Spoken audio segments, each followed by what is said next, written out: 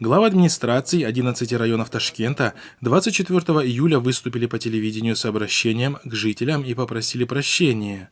Чиновники обратились к жителям в прямом эфире телеканала «Ойлавий» и извинились за недостаточную подготовку к пандемии и слабую работу в борьбе с коронавирусной инфекцией, сообщило издание газета «УЗ».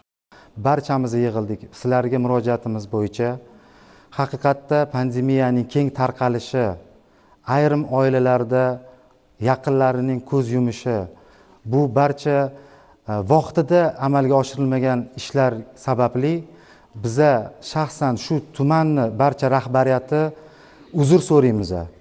В свою очередь, пользователи узбекского сегмента соцсетей назвали этот поступок чиновников показухой и клоунадой. Клоунада в разгаре. Вы просите прощения у президента? Акция ко дню рождения? Вдруг все в один момент, в один день приехали на ТВ и попросили прощения? Пишет одна из пользовательниц.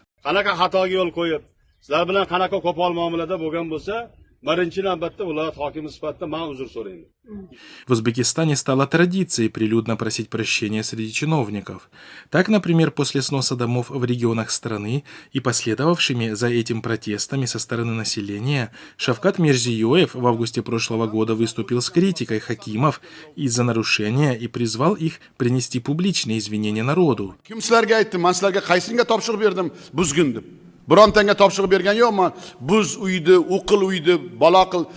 После этого хакимы начали публично извиняться и размещать видео своих извинений в YouTube.